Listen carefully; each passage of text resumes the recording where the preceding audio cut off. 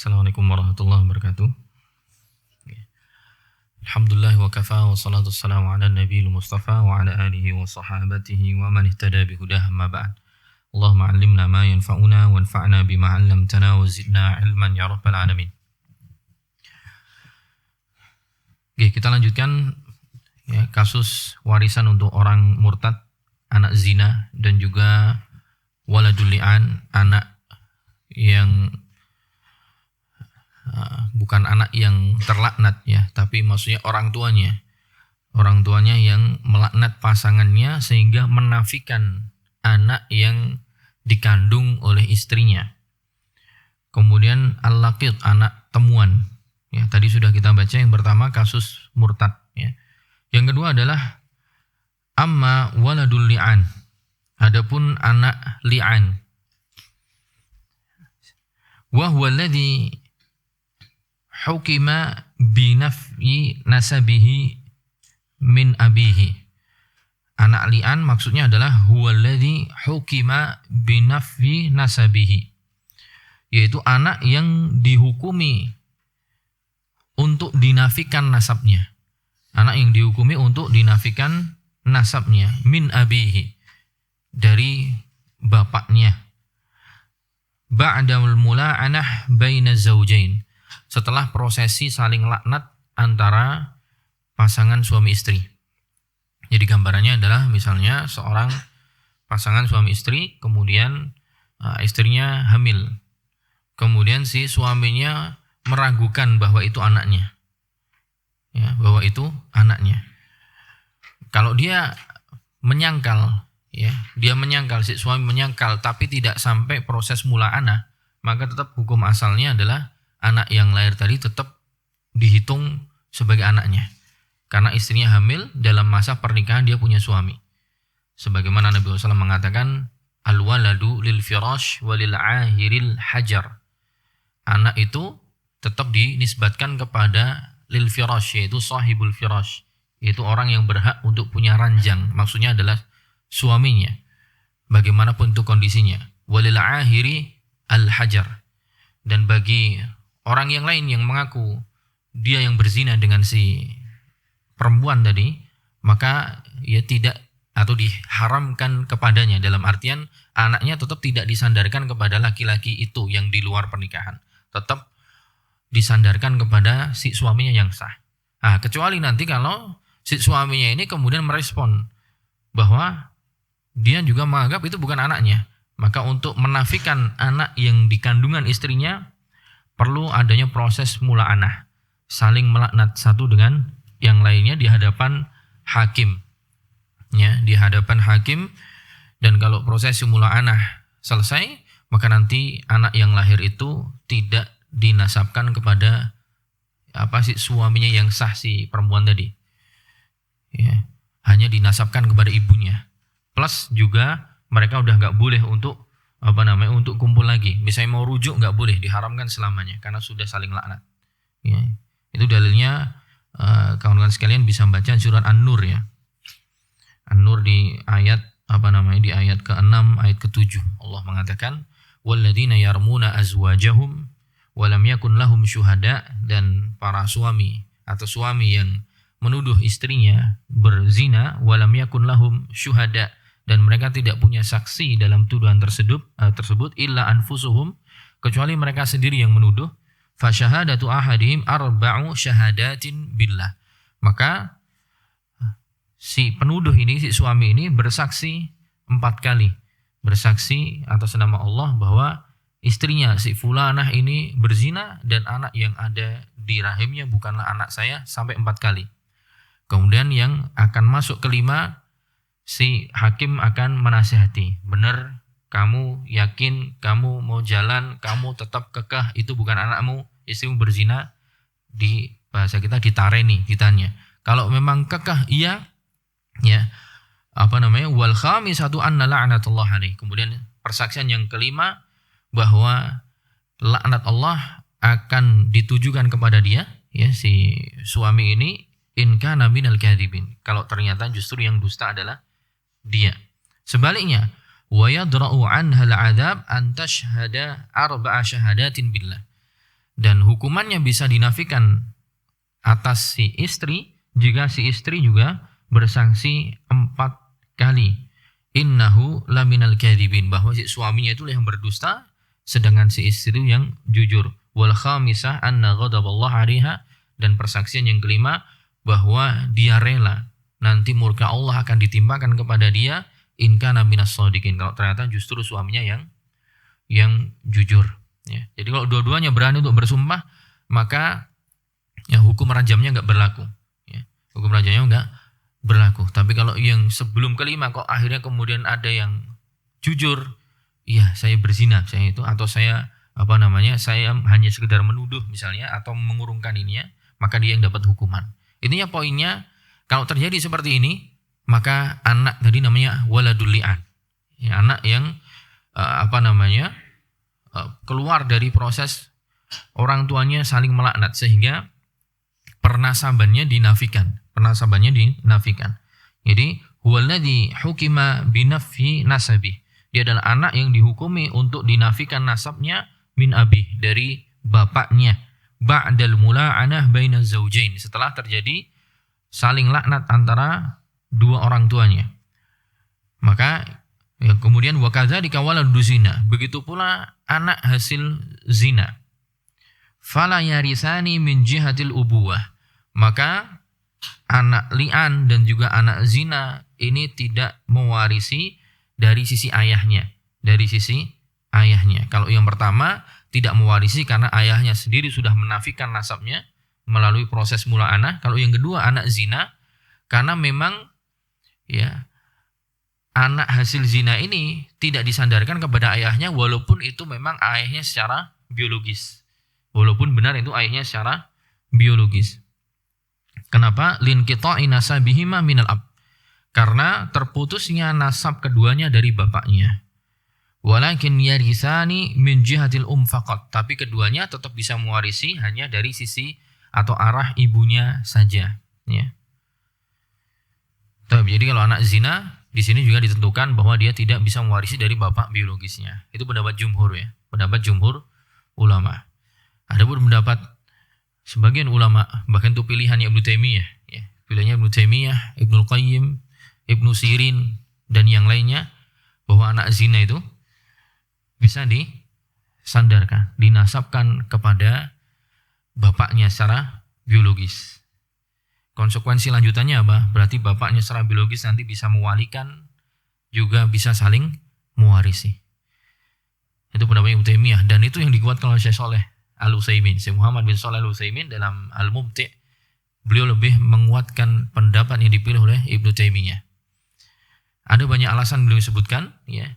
Di antaranya kalau jumhur mayoritas ulama kan berpendapat dengan tadi hadis tadi, al-waladu lil firash walil ahiril hajar, dan bagi pezina maka tidak dinasabkan kepadanya anak hasil zinanya.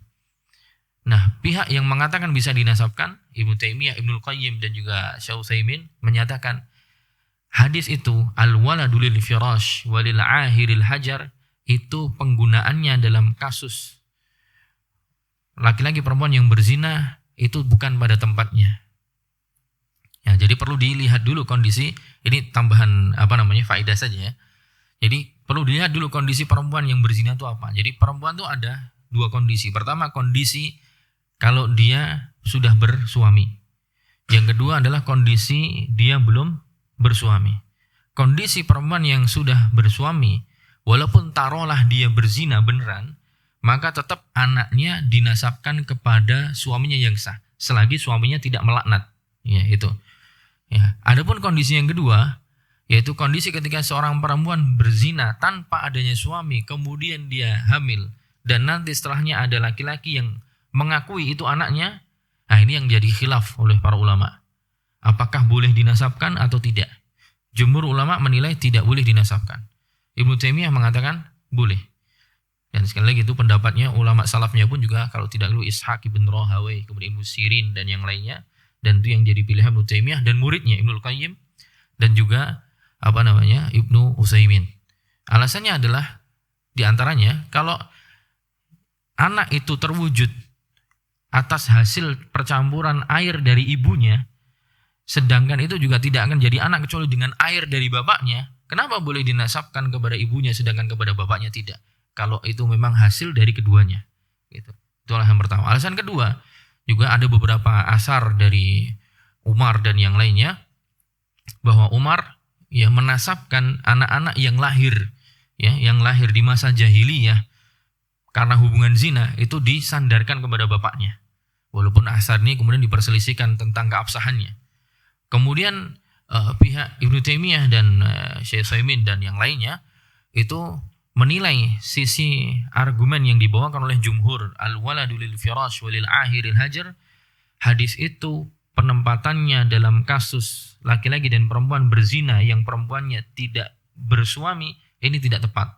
Kenapa? Karena al-waladu lil firash walil ahiril hajar ini hadis yang penempatannya ketika kasusnya yang berzina adalah perempuan yang bersuami. Jadi indal mukhasamah, yaitu tatkala ada pertikaian. Ya, tatkala ada pertikaian, si laki-laki sama istrinya, istrinya hamil, kemudian ada orang lain dari luar yang bukan suaminya ngomong itu anak saya gitu. Kemudian si suami bilang enggak, itu anak saya. Nah, baru hadis ini bisa diterapkan. Al-waladu lil firash, bahwa anak itu untuk sahib firash, yaitu si suaminya yang sah. Adapun si orang lain yang dari luar yang mengklaim itu anaknya, itu yang diharamkan baginya, alias dia tidak mendapatkan apa yang dia klaimkan. Jadi itu dipakai untuk untuk kasus ketika ada pertikaian. Adapun kalau memang dari awal tidak ada hubungan, nah itu sudut pandang Ibnu Taimiyah menyatakan bisa dinasabkan. Ya, untuk tambah wawasan saja, tapi tetap bukan berarti kita melegalkan dan juga membenarkan kasus-kasus perzinahan ya.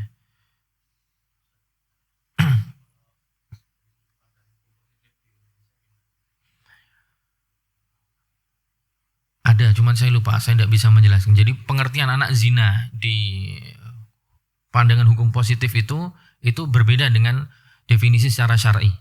Ya, ada perbedaan definisi. Gitu. Jadi kalau tidak keliru ya, anak zina menurut hukum di Kitab Undang-Undang Hukum Perdata, tidak keliru, itu adalah yang zinanya itu ketika di tengah pernikahan gitu. Kalau tidak keliru ya, saya agak lupa karena sudah lama sekali bahas itu kalau dari sudut pandang hukum positif. Jadi dia definisinya berbeda. Tapi daripada saya salah, saya tawakuf aja, lupa gambarannya. Tapi ada definisi yang berbeda zina menurut hukum positif dengan pengertiannya secara syar'i. Kalau secara syar'i kan yang penting ada seorang berhubungan badan tanpa ada ikatan secara syariat, ya maka itu anak zina gitu. Tapi kalau menurut itu definisinya ada perbedaan. Jadi anak zina ada definisinya tersendiri gitu. Oke, jadi intinya kalau menurut jumhur ulama dan yang dipegang oleh penulis di sini ya, bahwa anak zina, anak li'an tidak mendapatkan jatah warisan dari orang tuanya ya. Adapun al-laqid ya, dan juga tadi ya, Ibnu Taimiyah tuh kalau kita lihat ikhtiaratnya tuh banyak menyelisihi jumhur. Dan memang beliau adalah orang yang kalau ngomong di bidang fikih seakan-akan memang paling ahli di bidang fikih. Kalau ngomong bidang tafsir, paling ahli bidang tafsir, mutafannin. Tapi kalau kita lihat banyak beberapa hal yang beliau itu menyendiri. Tapi memang ada sudut pandang yang kuat di situ. Ya. Masuk masalah Ibnu Taimiyah di antara pendapatnya yang menyendiri adalah bolehnya menukar emas dengan emas, tapi ada tambahan. Dan itu yang kemudian jadi salah satu pijakan fatwanya di SN. Tapi syaratnya adalah kalau Ibnu Taimiyah boleh ada lebihan itu ketika emasnya itu dakhalat husunah. Emasnya itu terkena pemrosesan sehingga ada biaya yang dikeluarkan. Ya. Jadi misalnya ada orang nuker logam emas murni 2 gram mau ditukar dengan cincin yang 2 gram, itu boleh dikasih lebihan menurut sudut pandang Ibnu Taimiyah. Karena yang sudah jadi cincin itu melalui pemrosesan dan itu butuh biaya, salah satu alasannya, dan kedua bisa menjadikan ketika sudah diproses itu keluar dari statusnya sebagai komoditi ribawi, sehingga boleh ada lebihan. Walaupun ini pendapat yang tidak populer ya, banyak seperti Syekh Khalid bin Ali Al-Musyaikhih tetap menganggap ya, Ibnu Taimiyah dalam sudut pandang ini dinilai lemah sudut pandangnya dan menyelisihi pendapat jumhur. Jadi walaupun emasnya sudah memulai proses, tetap kalau jumhur berpendapat tetap tidak boleh ada lebihan. Kalau Ibnu Taimiyah boleh ada lebihan. Entah lebihannya dalam bentuk sesama emas atau dalam bentuk yang lain sebagai timbal balik dari ongkos pemrosesannya tadi. Ya. Ibnu Taimiyah juga kalau tidak keliru termasuk yang membolehkan seorang perempuan haid itu boleh untuk tawaf. Boleh untuk tawaf sebagaimana pendapat Hanafiyah. Jumhur mengatakan perempuan tawaf haid tidak boleh. Ya, karena Nabi SAW mengatakan bahwa tawaf itu kas-shalah. Tawaf itu seperti sholat. Jadi ada syaratnya harus thaharah. Ya. Tapi mereka memahami bukan demikian. Tapi itu sisi lain ya, takut nanti habis waktunya. Tambahan aja, beliau punya sudut-sudut pandang yang bisa itu untuk antum kumpulkan jadi tesis misalnya. Ikhtiarat Ibnu Taimiyah, walaupun sudah banyak yang menghimpun saya rasa. Jadi pilihan-pilihan Ibnu Taimiyah yang kadang berbenturan dengan pendapat jumhur ya.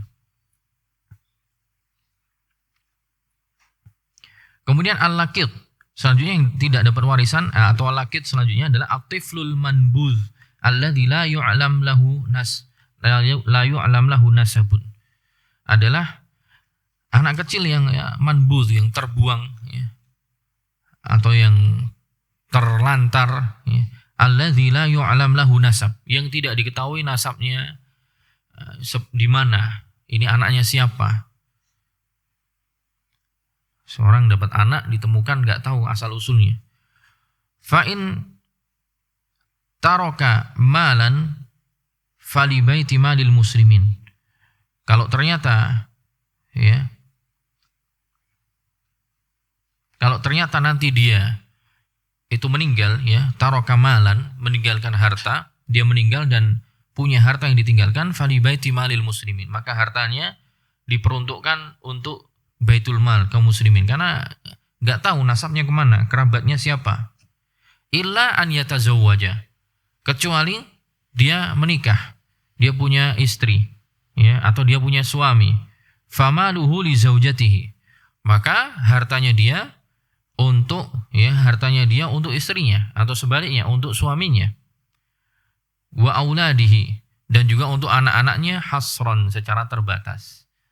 Jadi misalnya ada orang nemukan anak kecil ya, kemudian dirawat sampai dewasa, ibaratnya seperti anak adopsinya atau anak angkatnya ya, kemudian dia nanti meninggal, dan sampai dia meninggal tidak diketahui nasabnya itu siapa, orang tuanya dari mana. Maka ketika dia meninggal, hartanya tidak dimiliki oleh bapak yang mengasuhnya, tapi dikelola oleh baitul mal. Kecuali kalau si anak tersebut yang sudah dewasa ini ya, kemudian dia sudah punya pasangan, istri ataupun suami ya, maka untuk suami atau istrinya, atau kalau dia punya anak-anak juga untuk anak-anaknya hasron, secara terbatas. Tidak untuk orang tua yang dulu pernah mengasuh dia. Baik. Kemudian kita berpindah lagi.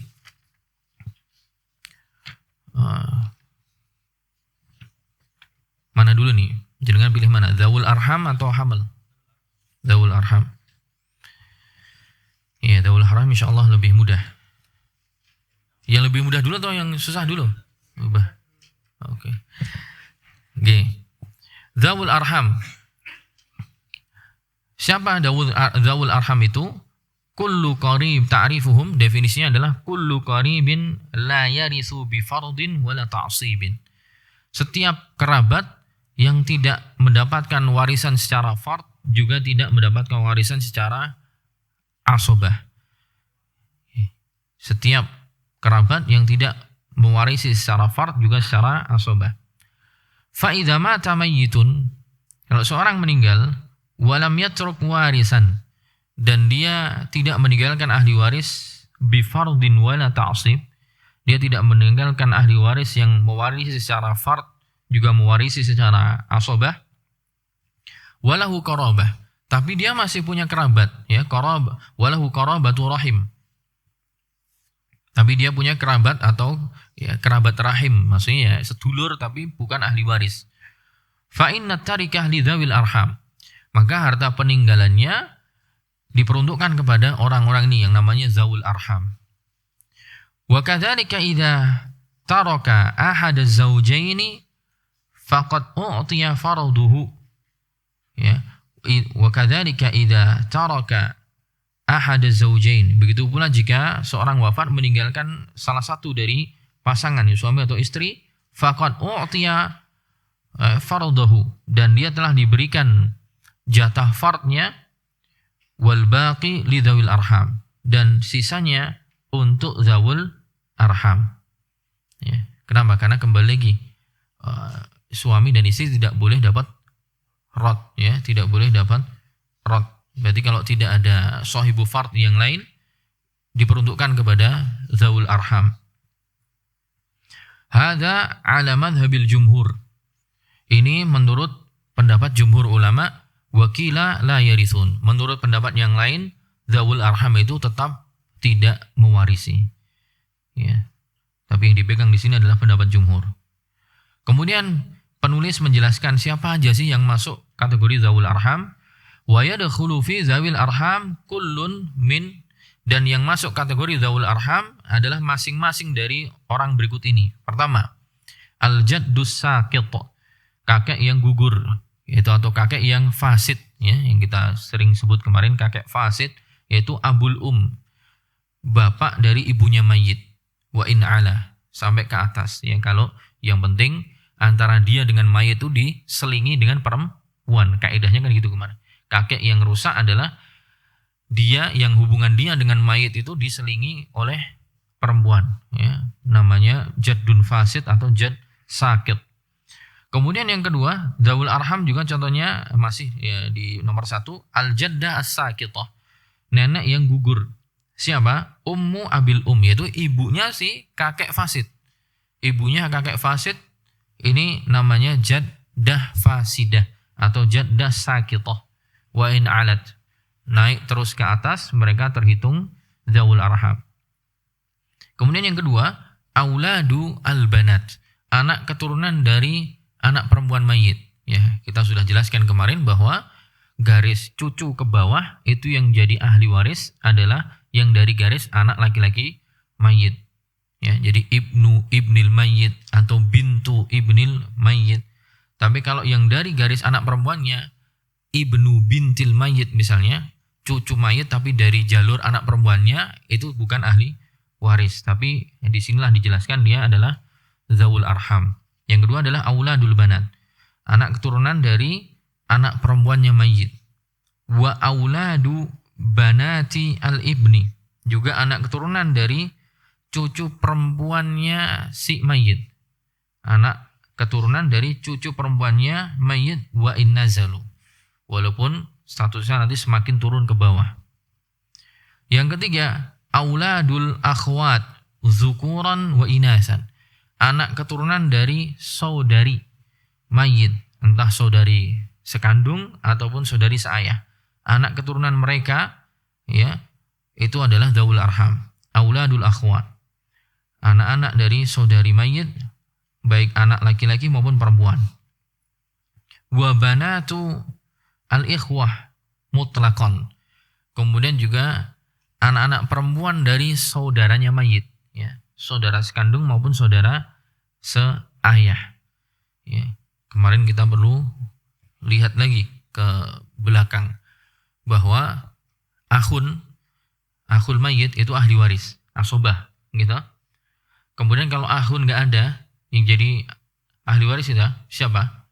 Ibnul akh, tapi bukan bintul akh, ibnul akh. Kalau ibnul akh nggak ada, siapa? Ibnil akh. Jadi yang menjadi pengganti dari saudaranya mayit adalah anak laki-lakinya si saudara saja. Begitu juga pamannya mayit. Kalau pamannya mayit gak ada, maka ibnul ya, bukan bintul karena bintul tidak masuk kategori di sini, atau tidak masuk kategori ahli waris, dia masuknya zawul arham, nanti akan dijelaskan. Jadi yang ketiga adalah, kemudian setelahnya wabanul ikhwah li ya, anak laki-laki dari saudara seibu, itu juga mereka adalah zawul arham. Kemudian yang keempat, al-a'mamu li paman-paman seibu, ya, paman-paman seibu. Gimana nih paman seibu? Berarti mereka adalah saudara-saudaranya bapaknya mayit. Gitu kan? Saudara-saudara bapaknya mayit, tapi antara mereka dengan bapaknya mayit itu yang sama cuman ibunya. Itu yang dimaksud sebagai paman seibu. Kemudian wala ammatu mutlaqan. Kemudian juga bibi amat itu kita terjemahkan apa? Bule, bude gitu ya. Bule ataupun bude yang saudarinya bapaknya mayit. Saudarinya bapaknya mayit secara mutlak. Itu juga masuk zawul arham. Kemudian banatul a'mam, anak perempuan dari paman secara mutlak. Itu maksudnya baik itu paman sekandung ataupun paman seayah. Ammun syakik ataupun ammun li'ab. Nah, anak-anak perempuan mereka itu adalah zawul arham. Kalau anak laki-laki mereka zawul arham bukan? Anak laki-laki dari paman sekandung ataupun paman seayah.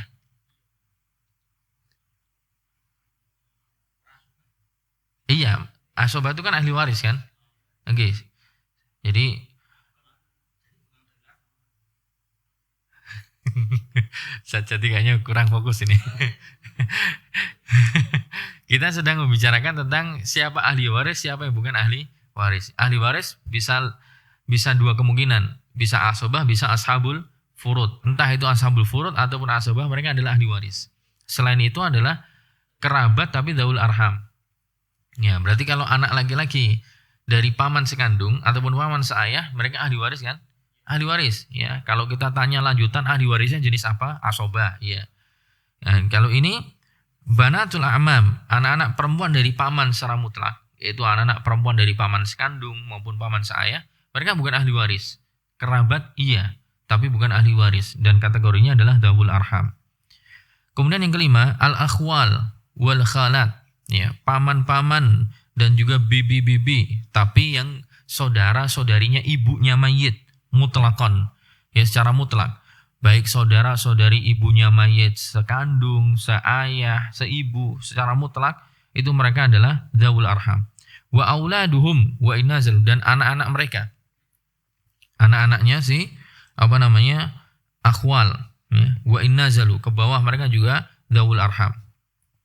Kemudian yang selanjutnya yang keenam itu harusnya kullu man tawassala bihaula. Setiap orang yang bersambung dengan mereka, para dzawul arham ini, maka yang bersambung dengan mereka juga ikut-ikutan sebagai dzawul arham.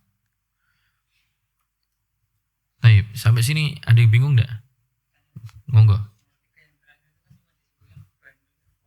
Iya. Nggih. Nggih. Iya, betul.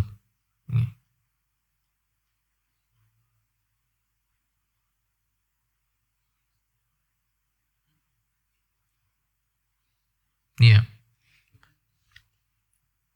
Kemudian kita beranjak ke kaifiyatu tawritsihim. Bagaimana cara berikan warisan kepada mereka?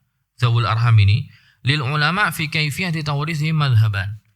Ulama itu dalam membagi jatah warisan untuk mereka, dzawul arham ini punya dua madhab. Ada dua madhab.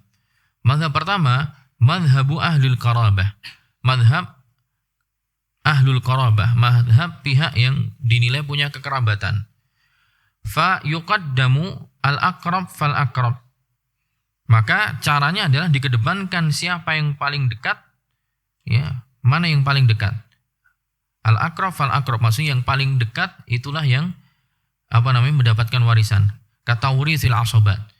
Seperti cara mewariskan dengan asobah, ya, bunuah, ubuwah, ukhuwah gitu.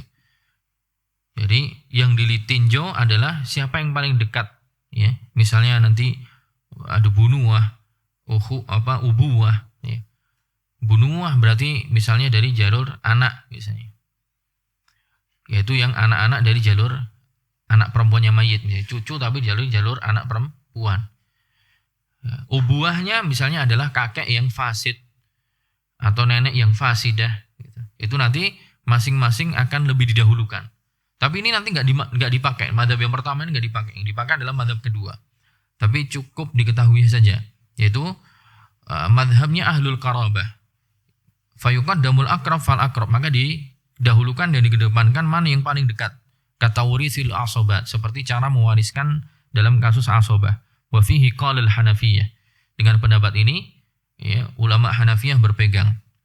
Nah, yang kedua adalah ini yang dipakai, mazhabu ahli tanzil. Pendapatnya ahlu tanzil, yaitu pendapat orang-orang yang diposisikan, ya. Tanzil itu maksudnya diposisikan pada posisi tertentu.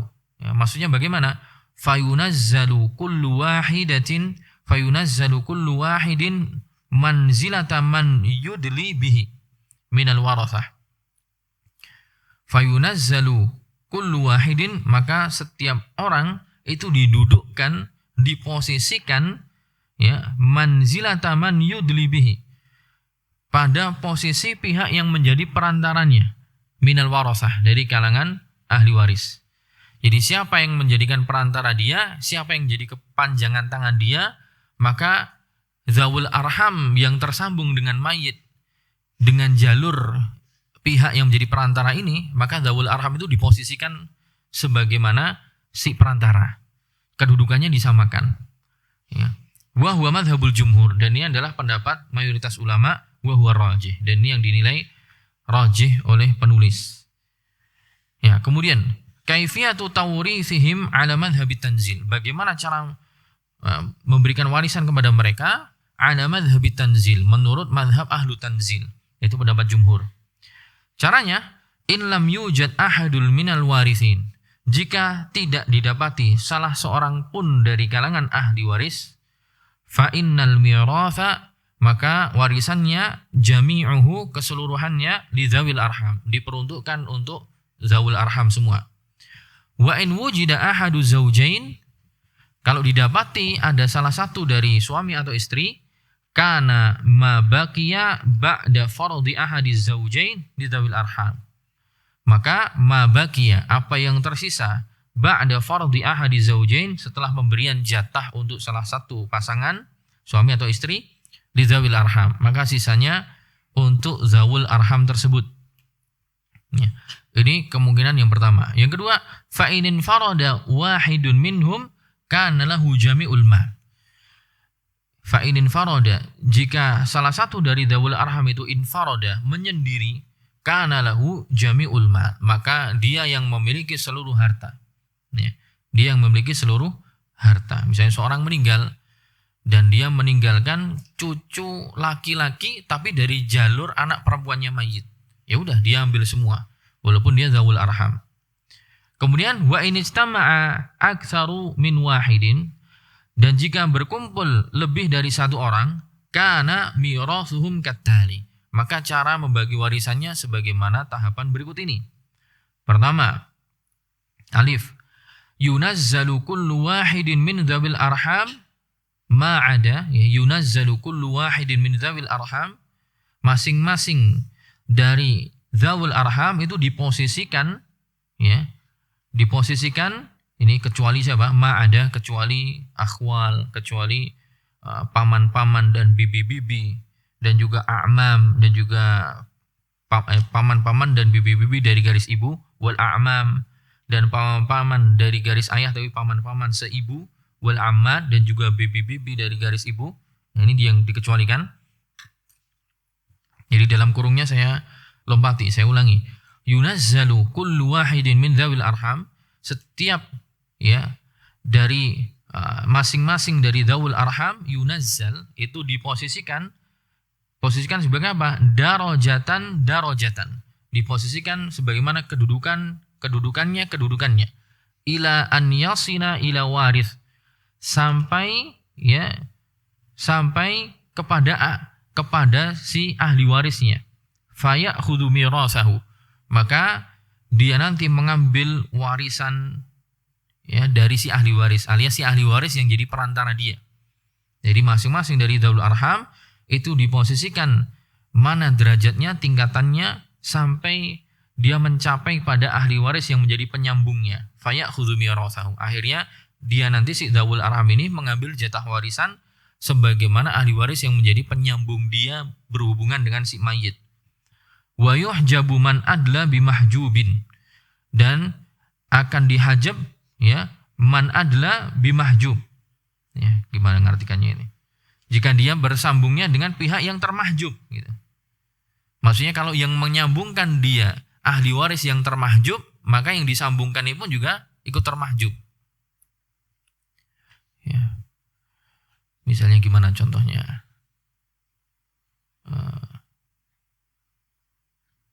Kita lihat dulu aja. Kita lihat ini dulu contohnya. Contohnya di sini, yang mudah aja. Seorang meninggalkan bintu akhin syakik, anak perempuan dari saudara sekandung. Kemudian bintu akhin li kemudian anak perempuan dari saudara seibu. Kemudian bintu akhin li kemudian anak perempuan dari saudara seayah. Nah, ini semua adalah dzawul arham, bintun ini dzawul arham. Nah, mudahnya adalah bintunnya ini kita hilangkan. Seakan-akan di sini yang mewarisnya adalah akhun syakik, akhun li dengan akhun li gitu. Jadi bintunnya kita hapuskan. Jadi jatah mereka, jatah para dzawul arham ini adalah jatah dari pihak yang menjadi penyambung dia. Maka bintu akhin syakik ya kita posisikan sebagai akhun syakik asobah. Kemudian bintu akhin li kita posisikan sebagai akhun li dia dapat 1/6. Ya. Bintu akhin li kita posisikan sebagai akhun li mahjub karena keberadaan akhun syakik. Jadi mahjub. Sehingga aslul masalahnya pertama dari 6 ya. Kemudian bintu akhin syakik dapat saham 1, sisanya 5 untuk bintu akhin li 1, kemudian bintu akhin syakik dapat 5. Ada yang bingung?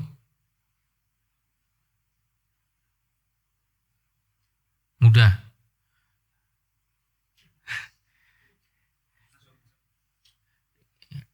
Saya perlu dengar jawaban yang lain. Mas Rian gimana?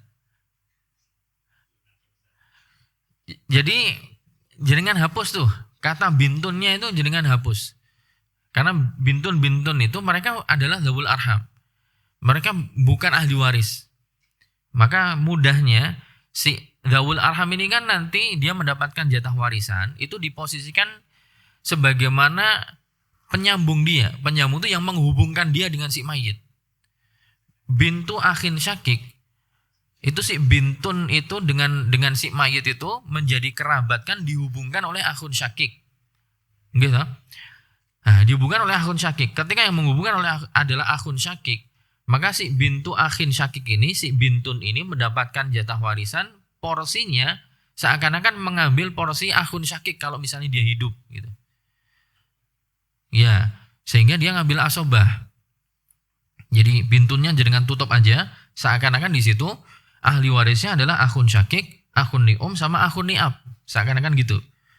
Akhun syakik, akhun li akhun li Maka jenengan lihat, ada ashabul furud enggak? Ada. Ashabul furudnya adalah akhun li Akhun li ketika sendiri dia 1/6.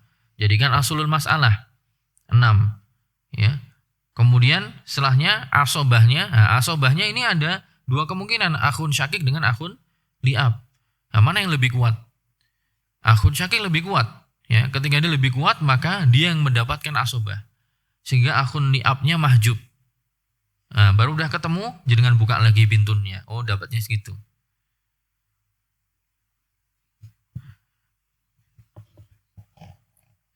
Beriwan, Mbak. Ya ini contohnya memang pas bintun. Ibnun juga bisa juga. Ibnu akhin li ya. Ibnu misalnya itu bintu akhin syakik, kemudian ibnu akhli sama aja. Ibnu akhli itu juga dzawul arham tadi yang ditanyakan Mas Aditya tadi nomor 3.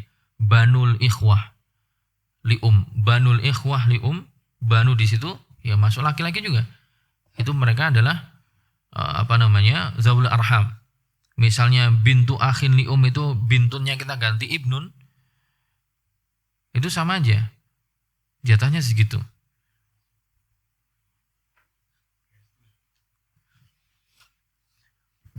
Lanjut apa gimana ini?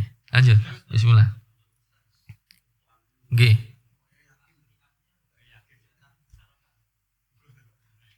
Bintu enggak dapat, Mas.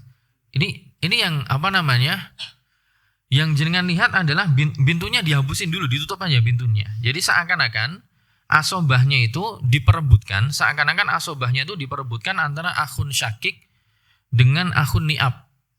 Seakan-akan gitu.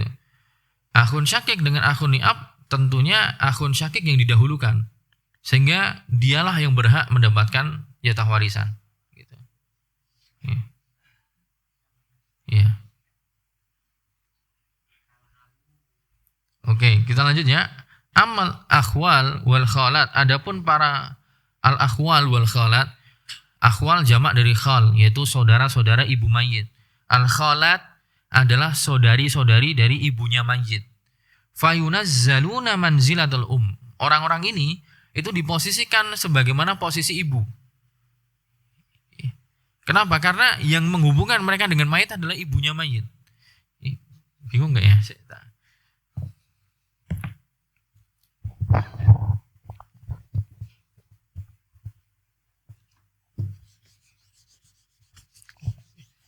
Ini masih waris janin loh.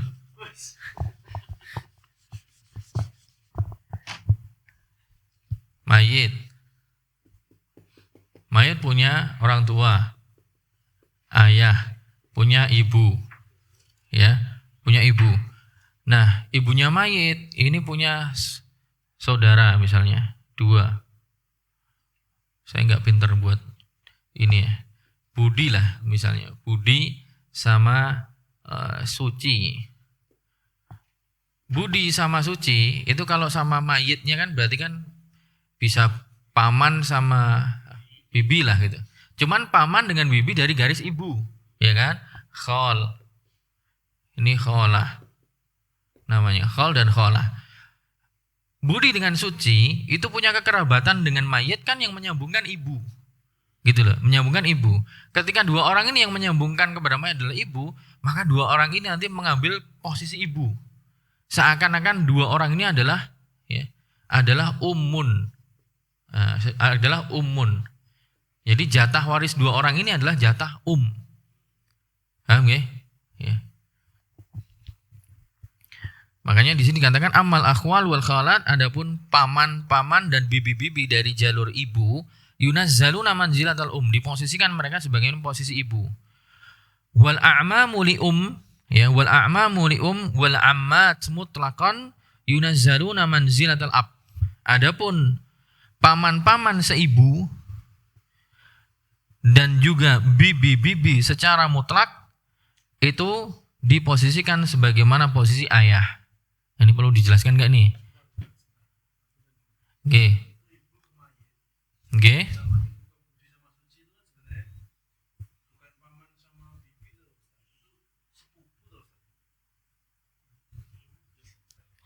Sepupu kalau Suci punya anak namanya Andi. Andi dengan mayit sepupu. Iya. Saudara-saudarinya ibu. Saudara-saudarinya ibu.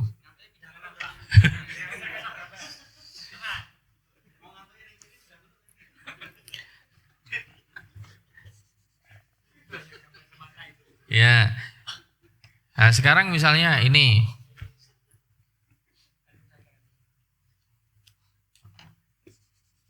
Gimana? Saya nggak pinter buat diagram gitu. Ibu, ayah. Nah, ibu ayah ini punya anak si ini. Ya, kemudian misalnya dia punya anak lagi. Tony.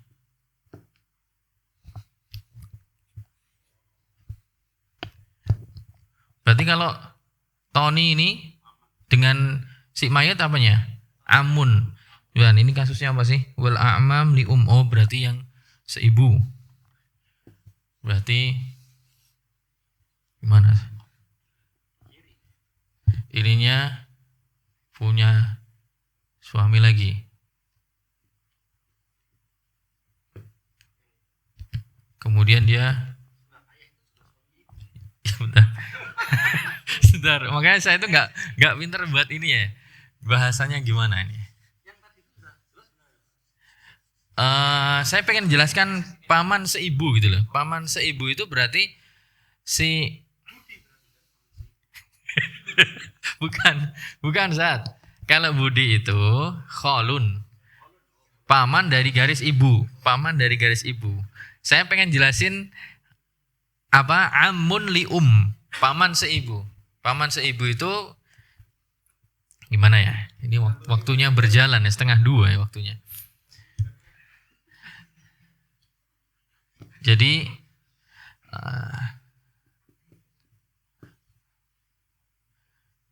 gimana ya?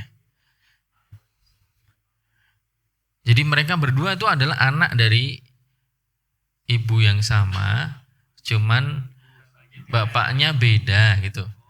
Bapaknya beda, ayah gitu loh. Gimana? Saya buat diagramnya nggak pintar nih. Saya jelaskan dengan lisan aja ya. Jadi kemudian wal a'ma muli paman-paman seibu, maksudnya pamannya mayit yang seibu. Jadi misalnya gini aja. Saya mayit, saya punya ayah gitu kan. Saya punya ayah. Ayah saya punya adik namanya Tony. Ayah saya punya adik namanya Tony. Ayah saya dengan Tony ini, ibu mereka sama, tapi bapaknya berbeda. Ibu mereka sama, bapaknya berbeda. Itu paman seibu. A'mam li Kemudian amat mutlakon. Kemudian juga bibi-bibi secara mutlak. Bibi secara mutlak maksudnya adalah entah itu bibi sekandung, bibi seayah, ataupun bibi seibu. Bibi sekandung gimana?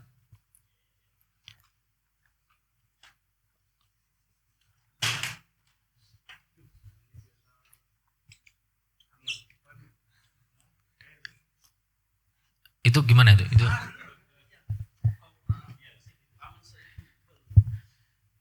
Oke, ini. Yang ini? Oh iya betul, ya. Ini dengan ini seibu. Nah, sekarang yang sekandung. Bapaknya sama.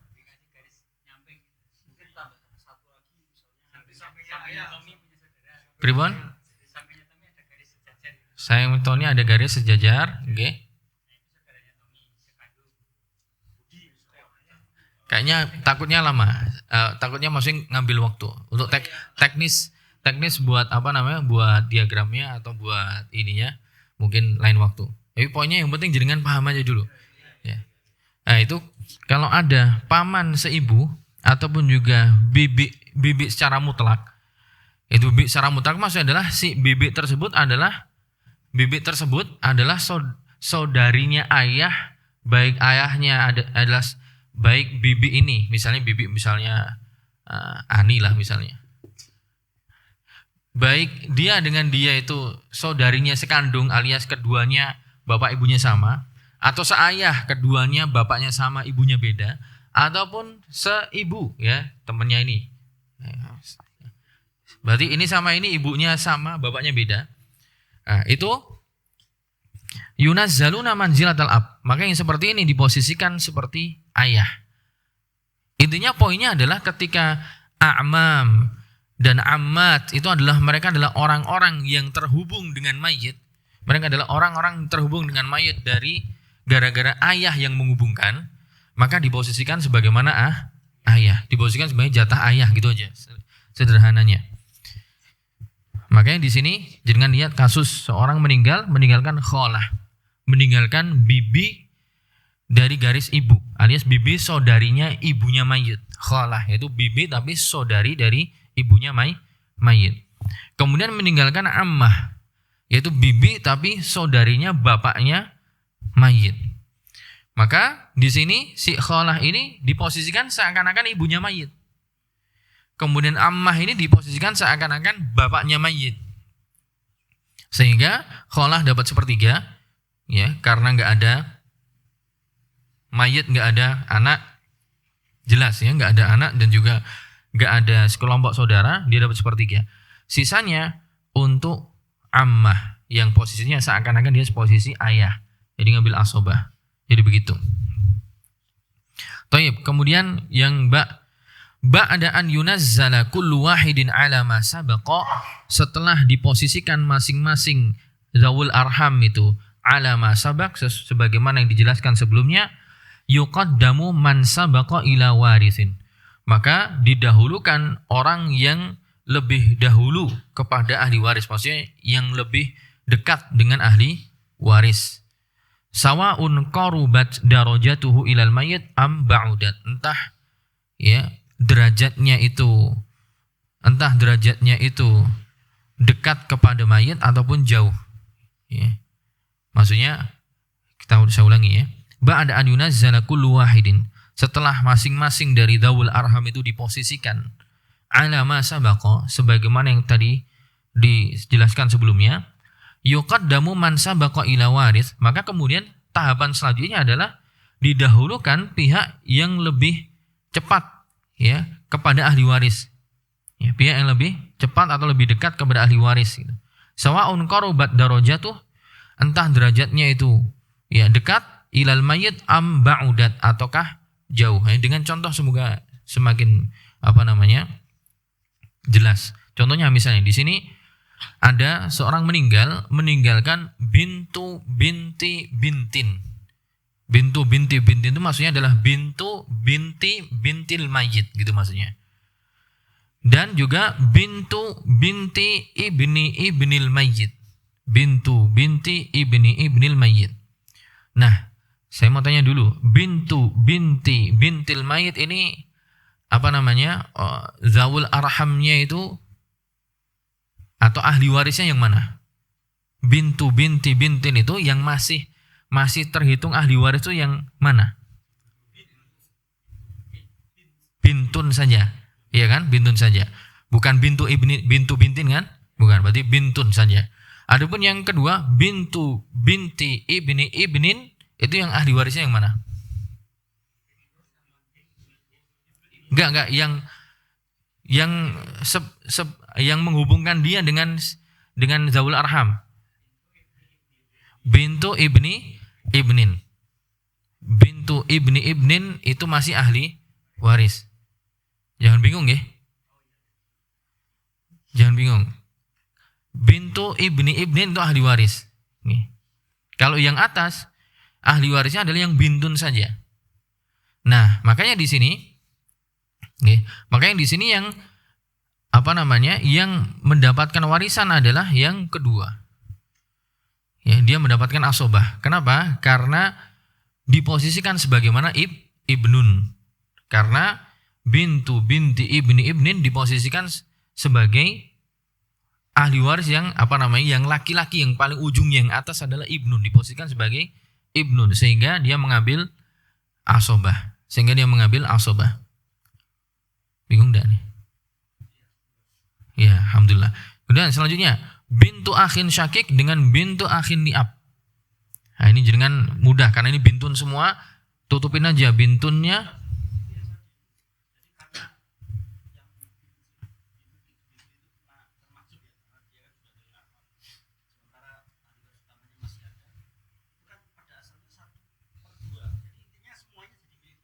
Nggih.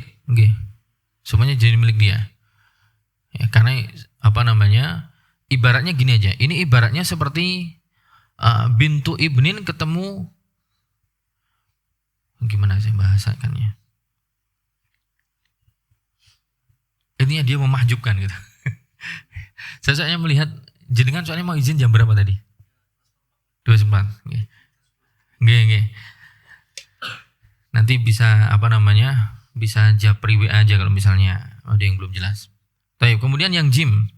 Wa in istawal mawjuduna fil qurbi minal waris qusimal mal awil baqi ba'da fardi ahadi zawjain bainahum. Wa in istawa al mawjudun, jika zawul arham yang ada itu istawa, itu maksudnya sama kedudukannya, fil qurb dalam sisi kedekatan, minal waris dalam sisi kedekatan dengan ahli waris, kusimal mal maka harta akan dibagi, awil baqi harta harta akan dibagi semua, atau awil baqi ba'da fardhi ahadi zaujain, atau yang tersisa setelah jatah suami atau istri kalau ada suami atau istri. Ya, kalau ada suami atau istri, kasih suami atau istri dulu, baru sisanya untuk yang lain. Saya ulangi, wa in istawal maujudun, jika ternyata dalam satu kasus waris ada zawul arham yang jumlahnya lebih dari satu, dan istawa, mereka sama semua, fil qurb, kedudukannya sama dalam sisi kedekatan dengan waris, dengan ahli waris, maka kusimal mal, maka harta dibagi dengan mereka secara merata, atau sisanya dibagi kepada mereka jika ada suami atau istri, alias suami atau istrinya mayit dikasih dulu, baru sisanya diambil oleh zawul arham. Itu maksudnya. Contohnya di sini, seorang meninggalkan abu meninggalkan bintu ukhtin li kemudian bintu ukhtin syakik, kemudian bintu ukhtin li abin. Ya. Abu ummin berarti kan ini kakek, ya, kakek dari jalur ibunya mayit. Gimana?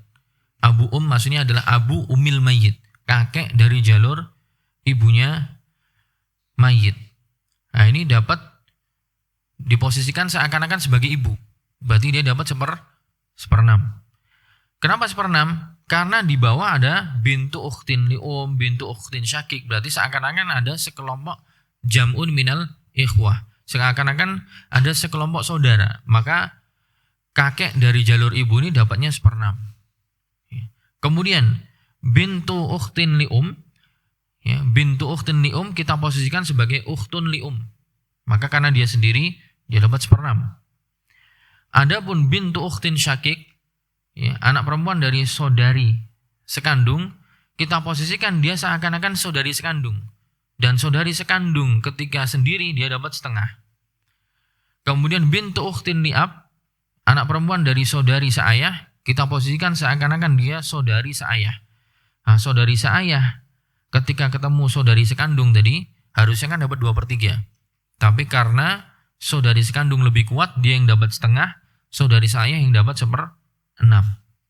Maka aslul masalah dari 6, akhirnya abu umil mayit atau kakek itu dapat saham 1, bintu ukhtin li dapat saham 1, kemudian bintu ukhtin syakik dapat saham 3, sisanya 1, begitu. Ya. Kemudian mulahadzah, perhatian, auladul ikhwah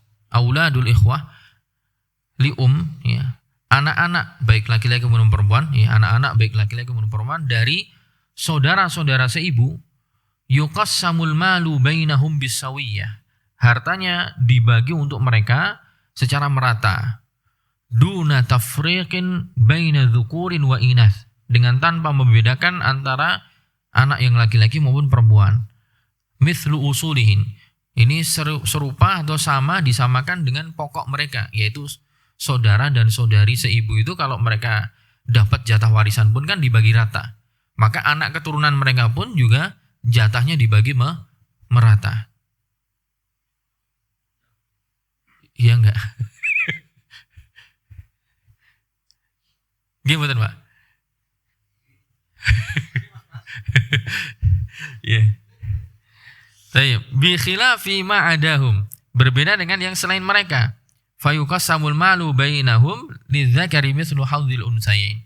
Berbeda dengan selain mereka, maka harta dibagi antara mereka, laki-laki dapat 2 kali lipat jatah perempuan.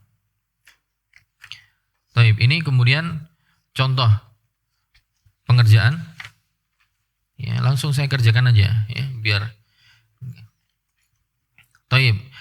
Bintu bintin, bintu akhin syakik, bintu akhin li Nah, bintu bintin berapa ini? Berapa? Setengah, ya. Setengah. Karena bintu bintin diposisikan sebagaimana bintun.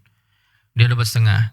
Bintu akhin syakik diposisikan sebagai akhun syakik, asobah. Bintu akhin li diposisikan sebagai akhun li 1/6. Ya. Berarti asul masalah dari 6, berarti bintu bintin dapat 3, bintu akhin syakik dapat 2, ya, bintu akhin li dapat 1.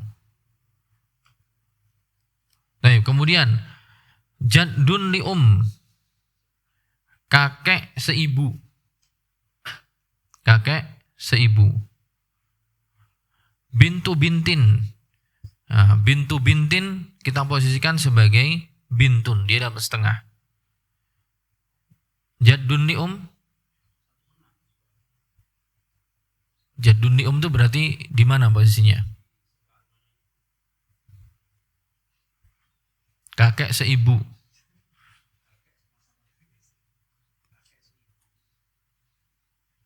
Ya, kakek seibu gimana? Ayo.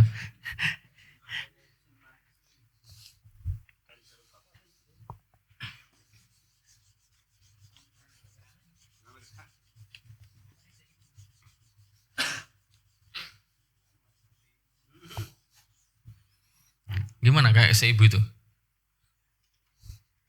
Atau kakek dari ibu itu maksudnya?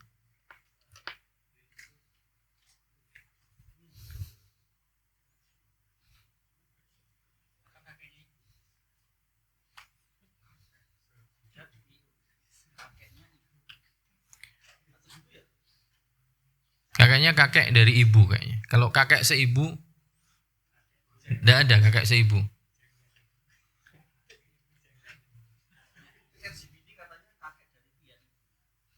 Iya. Bentar. Mayit, ibu,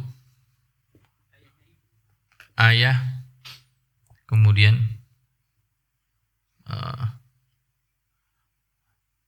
ibu, ayah,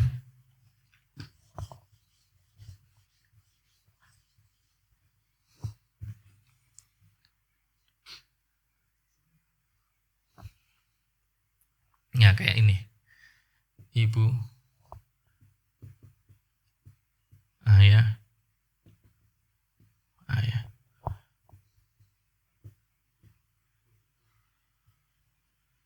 Misalnya ini Tony.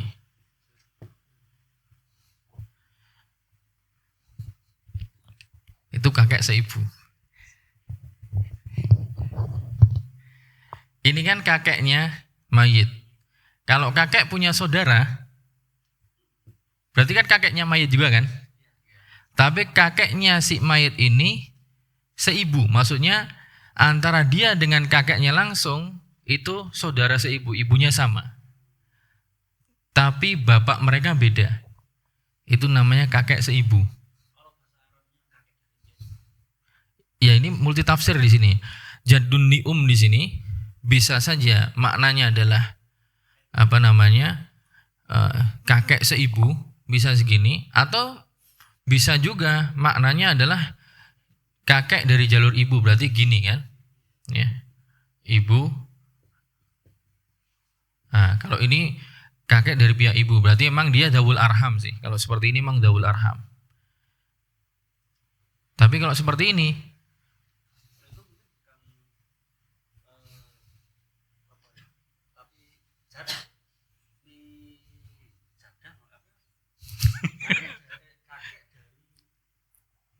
ya dulu saya pernah. Jadi apakah ini terhitung kakek atau enggak? Itu dulu pernah saya bahas sama teman-teman, kalau nggak salah itu hitungannya dia. Tapi kita tinggalkan aja dulu. Kemungkinan besar jaddun li itu ini maksudnya adalah kakek dari jalur ibu. Jadi dia dapat 1/6. Jaddun li 1/6, bintu bintin setengah, statusnya sebagai bintun. Toib. Berarti pokok masalah dari 6. Kemudian kakek dari si ibu dapat saham 1. Bintu bintin dapat saham 4. 3. Berarti rot masalahnya. Rot. Karena 1 dengan 3, 4, sisa 2. Berarti langsung asul masalahnya dari 4. Jumlah sahamnya. Gitu.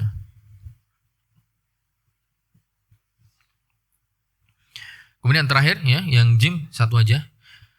Seorang meninggalkan bintu amin syakik, bintu ammin li ab sama bintu ammin li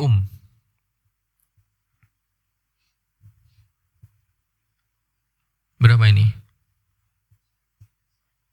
Atau kita ketinggalan aja buat PR? Ya, enggak tahu dikerjakannya kapan kan. Kita masuk ke ini aja. Ini yang penting nih, hamal. Tinggal terakhir ini, hamal sama masih ada takharuj ya. Hamal aja. Ya hamal kita selesaikan, bismillah. Taib, mirasul hamal. Asar ini masih 1 jam lagi. Mirasul hamal. Idza mata syakhsun wa ahadu warathatihi hamlun, jika ada seorang meninggal dan salah satu ahli warisnya adalah janin yang masih dalam kandungan, wattafaqal warathatu ala waqfi taqsimit tarikah. Ya, halaman 77 ya. 77. Halaman 77. Idza mata syakhsun, jika salah seorang meninggal, wa ahadu warathatihi hamlun, dan salah satu dari ahli warisnya adalah janin, bayi yang masih dalam kandungan, wattafaqal warathah, dan kemudian ternyata seluruh ahli waris itu sepakat ala waqfi taqsimit tarikah, sepakat untuk menunda dulu pembagian warisan hatta yuladal haml, sampai janin tersebut dilahirkan, fala iskal, maka beres, tidak ada masalah ya. Tapi yang jadi masalah adalah kalau buru-buru pengen dibagi. Amma idza talabu bitaqsimit tarikah, adapun jika para ahli waris meminta untuk membagi tarikah, membagi harta peninggalan, ma'a wujudil hamli, bersamaan dengan itu janin masih di dalam kandungan, fahuna yu'amalul hamlu kal mafqud, maka di sini ya janin yang ada dalam kandungan itu diperlakukan sebagaimana kasus mafqud, sebagaimana kasus orang yang hilang. Fayuqafu nasibuhu hatta yazhara haluhu, maka bagiannya itu ya ditangguhkan, bagiannya itu ditangguhkan hatta yazhara haluhu, sampai benar-benar jelas kondisinya. Ya, bin fisalihi hayyan au maitan, itu jelas-jelas kondisinya bin fisalihi hayyan, yaitu dengan terpisahnya dia dari ibunya, yaitu maksudnya keluar, hayyan au maitan, entah dalam kondisi hidup maupun meninggal. Wa yu'ti baqil warathah al-aqal ya min takdir, dan sisa ahli waris dalam kondisi pengen dibagi sebelum janin keluar, yu'ti baqil warathah, sisa ahli warisnya diberikan al-aqal, diberikan jatah yang paling kecil, sebagaimana kasus yang mafqud tadi. Yang paling kecil min takdir, dari perkiraan ukuran yang ada. Yaitu perkiraan ukuran apa? Mautihi, yaitu kita kita hitung seakan-akan si janin ini kita hitung dalam kondisi misalnya dia mati, ya meninggal, hayatihi, atau ketika dia hidup, unusatihi, atau ketika dia hidup dan nanti statusnya adalah anaknya ternyata perempuan, dzukuratihi, hidup ternyata anaknya adalah laki-laki, ifradihi, hidup ternyata dia cuma lahir sendiri, ta'addudihi, hidup lahir ternyata dia kembar dua, laki-laki perempuan atau laki-laki semua misalnya. Itu dihitung satu persatu dulu. Ya, ta'addud di situ maksudnya berbilang. Ya, berbilang, Pak. Lakin idza kana al-hamlu huwal waris, namun jika janin itu dia adalah ahli waris al-wahid, ahli waris satu-satunya, maka tuqafu jami'ut tarikah, maka seluruh harta peninggalan ya ditunda pembagiannya. Wa in kana mahjuban, ya. Wa in kana mahjuban, namun jika si janin itu adalah janin yang mahjub, yang nanti bisa terhalangi, maka tuwazza'ut tarikah 'alal mawjudin, maka harta peninggalan ya udah dibagikan kepada ahli waris yang ada, duna intizar, dengan tanpa menunggu kelahiran si anak itu. Gimana maksudnya nih? Apa namanya? Si anak dalam kandungan kok mahjub? Pripun gambarannya? Jika statusnya adalah si kandungan itu adalah ibnu ibnin misalnya. Jadi meninggal misalnya yang meninggal kakek misalnya. Seorang kakek meninggal, ya. Kemudian dia punya anak laki-laki yang masih hidup, punya anak laki-laki yang masih hidup. Dan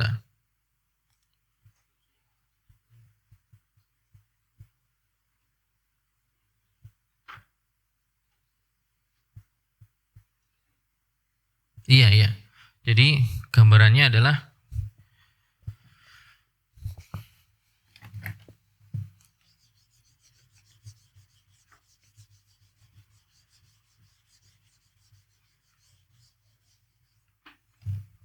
misalnya adalah mayit misalnya punya anak laki-laki, ya, ibnun. Ya, ibnun, dia punya zaujah misalnya.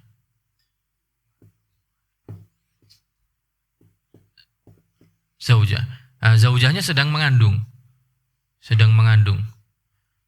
Zaujahnya sedang mengandung yang kemungkinan anaknya adalah ibnun atau bintun. Nah, ibnun ataupun bintun ini kan ahli waris kan? Ketika si mayit meninggal kan ahli waris bukan? Ahli waris karena ibnil mayit kalau misalnya ibnun atau bintu ibnil mayit. Maka di sini dikatakan wa in kana mahjuban tuwazza'u tarikah. Ya. Misalnya si mayit itu punya anak ini kemudian punya anak yang lain, ya. Ibnun yang lain atau bintun, ya. Dia masih punya akhun misalnya dan sebagainya. Misalnya, nah, jika wa in kana mahjuban, jika kehamilannya ini mahjub, ya. Kehamilannya ini mahjuban, tuwazza'u tarikah 'alal mawjudin. Maka yaudah harta peninggalan dibagikan langsung kepada yang ada. Ini masih ada ahli warisnya. Kenapa kok mahjub? Karena ini masih ada, ya masih hidup. Maka ini mahjub. Kecuali karena udah nggak ada, ini sudah nggak ada, ya, ini ada hamil, baru ditunggu. Ya, karena kan ibnul mayit atau bintu ibnul mayit. Itu maksudnya. Kemudian wa yustaratu fi irsil hamli, dan dipersyaratkan untuk terlaksananya warisan bagi janin. Pertama, tahaqququ wujudihi. Ya, memastikan keberadaannya. Keberadaan memang janin itu ada fir rahim. Memastikan keberadaan janin di dalam rahim ibunya. Hina mautil muwarrith. Tatkala si pemberi warisan itu meninggal, walau nutfah. Walaupun masih bentuk nutfah. Itu belum berubah jadi segumpal darah ataupun belum berubah jadi segumpal daging. Jadi sudah diketahui bahwa ini hamil gitu. Yang kedua, an yanfasila kulluhu hayyan hayatan mustaqirrah ka'an ya'tisha aw yatasa'ab mathalan. Syarat yang kedua adalah, ya, selain dipastikan, ya, dia dapat syarat dari memberikan warisan kepada si pihak janin yang nanti akan dilahirkan. Pertama adalah memastikan keberadaannya dalam perut ibunya benar-benar memang sudah terjadi kehamilan. Yang kedua, dia dapat warisan nanti adalah an yanfasila kulluhu hayyan hayatan mustaqirrah. Jadi nanti kemudian dia terpisah. Maksud terpisah dalam artinya adalah maksudnya adalah melahirkan, ya. Dengan kondisi hidup hayatan mustaqirrah, dengan kehidupan yang tetap. Ya. Ka'an ya'tisha aw yatasa'ab. Seperti ditandai dengan dia bersin atau dia yatasa'ab, yaitu angop atau mungkin nangis gitu. Baru kemudian nanti dibagikan kepada dia. Tayyib. Kemudian di sini langsung halaman selanjutnya, walihalli mas'alatil hamal natba'u ma yali. Untuk mengurai permasalahan tentang waris untuk janin, kita menempuh beberapa langkah berikut ini. Pertama, na'malu arba'a masaila bi fardhi kaunihi maitan. Kita kerjakan 4 masalah, ya, kita kerjakan 4 permasalahan bi fardhi kaunihi, dengan anggapan si janin tadi maitan, dalam kondisi anggapan dia mati, dzakaron, dalam kondisi anggapan dia hidup tapi anak laki-laki, unsa, kemudian dalam kondisi anggapan dia anak perempuan, kemudian dalam kondisi unsayain, 2 anak perempuan. Di sini cuma disebutkan 4, ya. Dalam buku-buku waris yang lain disebutkan 6 kondisi, tidak hanya 4 tapi 6.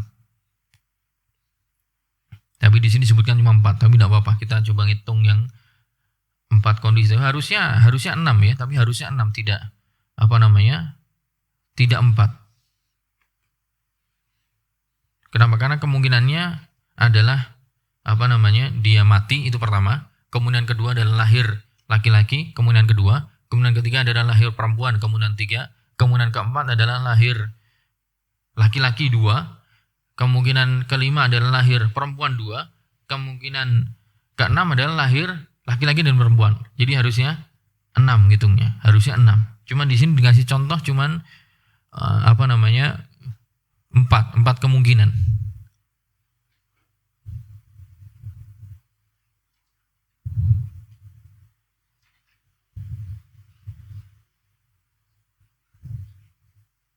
Taib, tidak apa-apa, yang 4 dulu tidak apa-apa.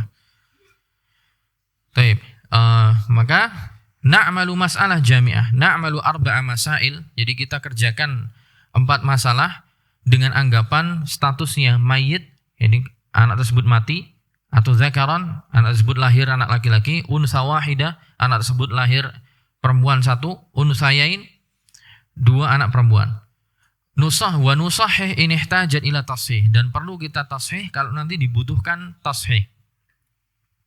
Kemudian yang kedua, na'malu mas'alatan jami'ah. Kemudian setelah kita buat 4 masalah, baru kita menempuh atau mencari masalah jami'ah. Ya, mencari masalah jami'ah, itu masalah yang menghimpun semua masalah yang lain. Bin nazar ila usulil masail bin nisabil arba', dengan melihat kepada pokok permasalahan dari 4 kemungkinan tadi. Pokok permasalahan dari bilangan 4 kemungkinan tadi kita lihat dengan nisbah yang 4. Apakah tamatsul, tawafuq, tabayun, atau tadakhul. Kama fa'alna fil khunsa wal mafqud, sebagaimana kita kerjakan dalam kasus khunsa dan mafqud sebelumnya. Kemudian yang ketiga, tahapan selanjutnya adalah nastakhriju juz'a sahmi kulli mas'alah. Kemudian kita berupaya untuk mengeluarkan bagian saham dari setiap permasalahan. Gimana caranya? Bikismatil jami'ah ala asli kulli mas'alah. Dengan membagi masalah jami'ah kepada asal setiap masalah dari 4 kemungkinan masalah tadi. Kemudian yang keempat, nadribu juz'a sahmi kulli mas'alatin bisahmi kulli warithin fiha. Kemudian kita kalikan bagian saham pada setiap masalah dengan saham pada setiap ahli waris di dalam masalah tersebut, haitsu yu'ta kullu warithin al-aqal minha, di mana kita akan memberikan setiap ahli waris itu kemungkinan jatah paling kecil, ya. Kemungkinan jatah paling kecil. Kemudian yang kelima, ba'dal intiha min i'ta'i kulli warithin nasibahu, setelah selesai kita memberikan setiap ahli waris jatahnya yang paling kecil, najma'u siham kullaha, kemudian kita kumpulkan semua sahamnya, wa natrahuha min aslil jami'ah, kemudian itu kita kurangkan dengan aslul jami'ah, fama baqiya yakunu mauqufan ila hini wiladatih. Apa yang tersisa setelah pengurangan menjadi mauquf, sesuatu jatah warisan yang ditunda, yang ditangguhkan dulu sampai si anak tadi lahir. Fa in istahaqqahu akhadahu, kalau kemudian si anak lahir tadi memang berhak mendapatkannya, maka dia mengambilnya. Wa illa rudda ila mustahiqqi, kalau ternyata dia tidak layak untuk mengambilnya, dikembalikan kepada yang berhak, yang tadi diambil jatahnya berkurang. Taib, kita contohkan. Kondisi sekarang misalnya pertama, kondisi hamilnya kita nilai sebagai hamil atau janin yang nanti meninggal. Maka zaujahnya di sini kita kasih berapa? 1/4. Jadi kita umpamakan, jadi kita ngitungnya kan hamilnya dikasih perhitungan berapa kemungkinan. Itu ketika kehamilannya nanti ternyata lahir meninggal, kehamilannya lahir zakar yaitu anak laki-laki 1 orang, ketika lahir anak perempuan 1 orang, ketika lahir anak perempuan 2 orang. Nah, ketika misalnya anaknya nanti lahir meninggal, berarti ketika meninggal kan istri dapat berapa? Istrinya mayit dapat 1/4, karena berarti statusnya suami nggak punya anak 1/4. Amun berarti asobah. Ya, ini berarti begini. Yang kedua, kalau statusnya anaknya nanti ternyata anak laki-laki, berarti ini 1/8. Berarti ini nggak dapat, ini yang asobah. Statusnya kalau anaknya ternyata nanti perempuan 1, 1/8 juga, ya. Kemudian asobah ini setengah. Kalau anak perempuannya 2/3, ya kan? Kemudian asobah 1/8. Oke, kita hitung yang pertama sini. Kita pindah ke sini. 1/4 berarti masalah 4. Kemudian 1/3. Oke, kemudian yang kedua, ketika anaknya laki-laki 1/8 berarti 8 gitu. 1 nggak dapat 7. Yang kedua 8 juga,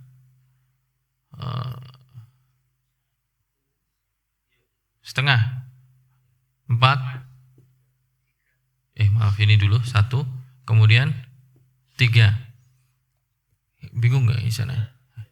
Oke. Kemudian yang ini ketika anak perempuannya anaknya kehamilannya 2 ternyata. Berarti 8 sama 3 24. Langsung masalahnya. 1/8 dari 24 3, 2/3 dari 24 16, sisanya berapa?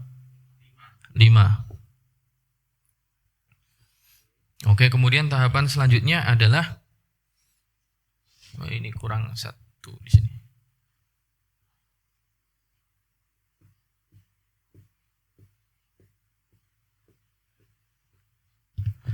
Nah, ini kan kita menjadikan 4 masalah nih.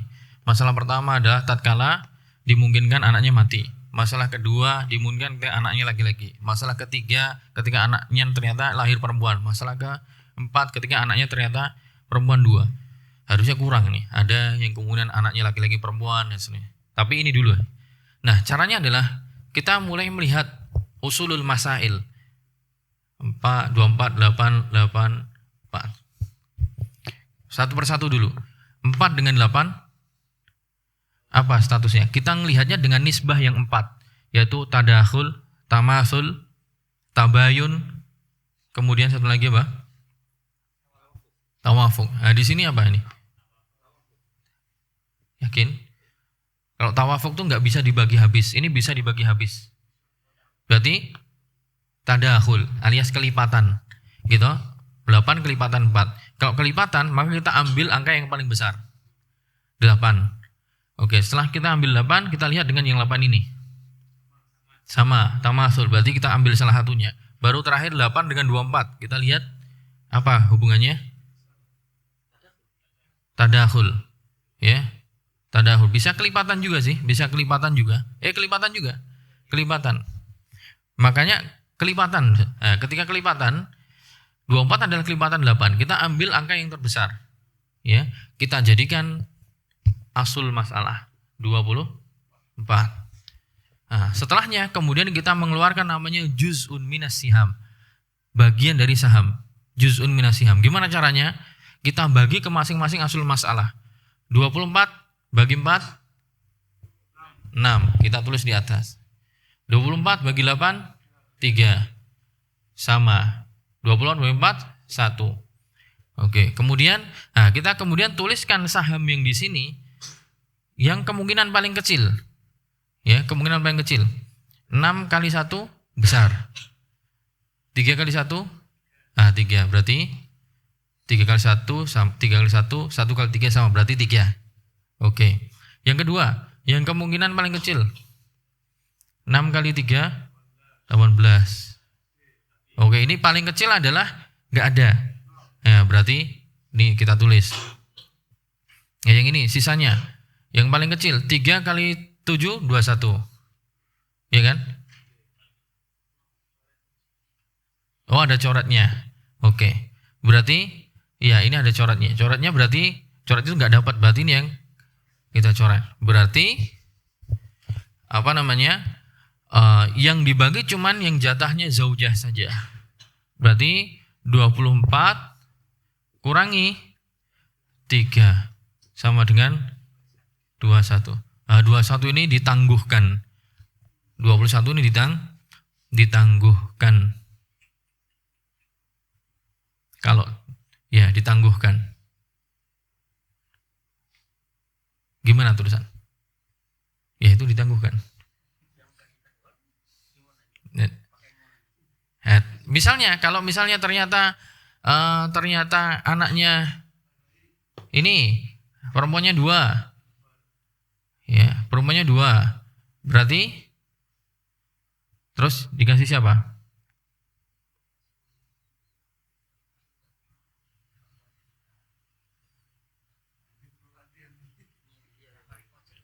Ya. Mana? Yang 5 sama 16 ini. Oke. Ya betul. Soalnya kan ini apa namanya? Jatah kemungkinan terbesar adalah 5. Jatah kemungkinan terbesar adalah 16. Tapi kita tulis yang paling kecil. Ya kan? Paling kecil 0. Berarti yang terkurangi adalah mereka berdua. Ini dengan ini. Ya, ini dengan ini. Bingung dah. Enggak kan? Yang belakang enggak tahu.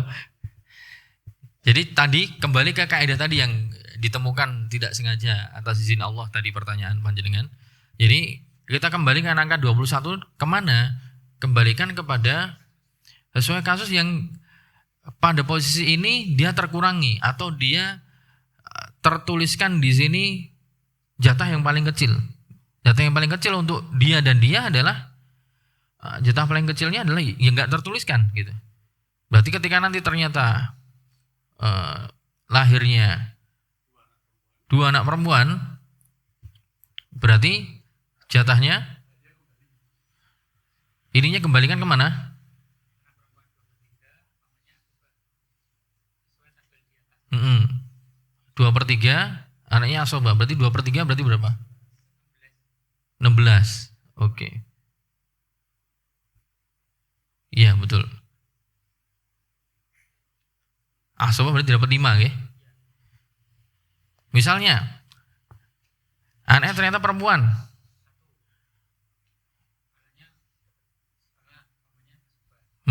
Terus berarti 4/3. Berarti 9. Oh iya. Berarti ujungnya ini kali. Oh iya betul. Jadi akhirnya ya ketemu. Kalau iya betul. Kalau ketemunya ini berarti ujungnya 1 kali 5 5. 1 kali 16 16 gitu. Ya. Kalau ketemunya ini maka jadinya 3 kali 3 9. 3 kali 4 12 gitu. Nah ini perlu kalau ketemunya ini maka ini 3 udah berarti langsung 21. Ini enggak dapat. Wah, apa ya? Alhamdulillah ya. Masya Allah ya. Saya juga baru ini. Iya, jadi gitu. Enggak. Iya. Masya Allah. Iya. Betul.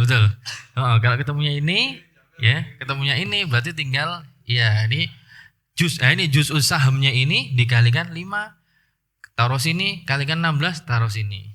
Kalau ketemunya ternyata anaknya yang lahir adalah anak perempuan 1, juz sahamnya 3 kali 3, 9 kali 4. Nah, begitu. Iya, betul. Masya Allah ya. Masya Allah, tabarakallah. Dalam? Kalau anaknya yang mati, berarti nggak dapat jelaskan. Berarti 26 kali 3, 18, terus 6 kali 1, jadi di sini dirubah jadi 6. Pas. Jadi ketemunya 24. Masya Allah, Masya Allah.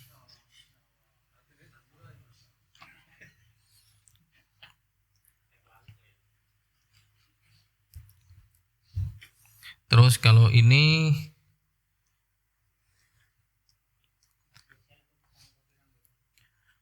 baik, saya kasih contoh satu lagi ya.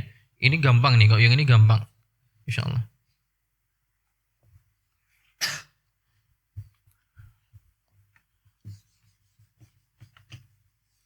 Saya kasih contoh satu, kemudian takhorut, kemudian kita hataman.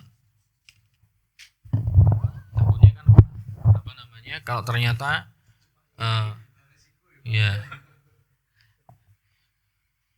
1, 2, 3, 4, 5, 6. Oke. Zaujah hamil. 1, 2, 3, 4, 5, 6. Oke. Ini yang saya kasih gambaran 6 kemungkinan.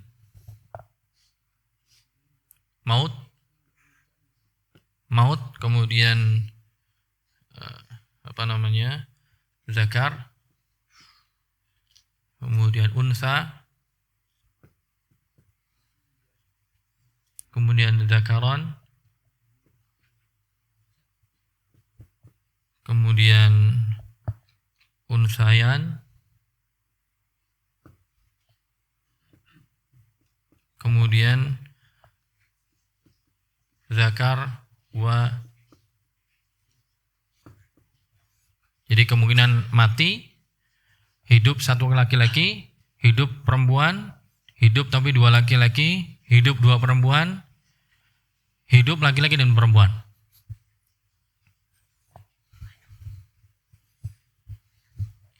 Nah, kita hitung dulu. Coba. Assalamualaikum Pak. Sehat Pak? Iya. Tayyib. Kasusnya gimana nih? Ini statusnya hamalnya kita hitung meninggal. Berarti zaujah dapat berapa? 1/4. Paman asobah. Oke. Kemudian kita asumsikan si hamalnya meninggal. Lahir laki-laki. Berarti zaujah 1/8, mahjub asobah. Kalau unsa 1/8, kemudian paman asobah, anak setengah. Zakaron 1/8, mahjub asobah. Oke. Unsayan 1/8, asobah 2/3. Zakar wa unsa 1/8, mahjub asobah bil ghair, ya kan? Nah, kita lihat.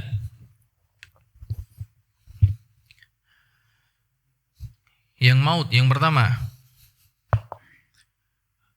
4, istri berarti dapat 1, ya kan? Kemudian paman 3, si anak nggak dapat. Yang kedua 8, ya kan? Ini 1, ini nggak dapat 7. Kemudian 8, ini 1, berarti ini kan Yang mana? Oh ini, oke. Berarti ini dulu setengah. Unsa setengah berarti 4, 3. Kemudian baru yang ini ya. 8. 1 nggak dapat. 7. Kemudian yang mana nih? Ini sekarang ya. 24. Wah, Mas Rian langsung nganu ya. 24 bagi 8, 3 kan? Kemudian bagi 16, ini 5, oke. Oh ternyata masih di sini. Nanti saya tambah.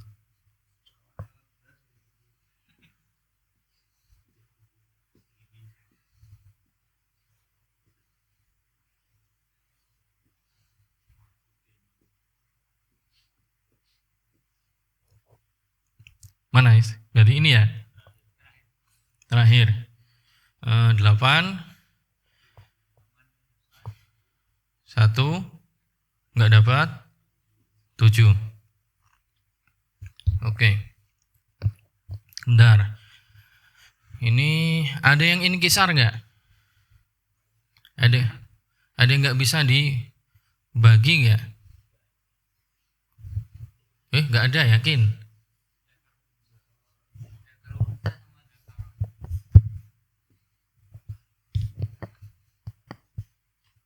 Yang mana? Ini berarti kemungkinan ini inkisar kan? Oke, ini dulu coba. Ini zakar wa unsa kan berarti sahamnya berapa? 3 kan? 7 bagi 3 bisa nggak? Nggak bisa, berarti kali 3. 8 kali 3 jadi 24. Berarti ini jadi kali 3, 3 kali 3, 21. Oke, ada yang lain? Yang ini ya? Ini yang mana berarti? Yang ini ya? Ya kan? Oke, berarti kali 2, 16. Kali 2, 2. Kali 2, 14. Ada yang lain? Oke, nggak ada. Nah, sekarang kita cari jamiahnya. Kita lihat usulul masalah.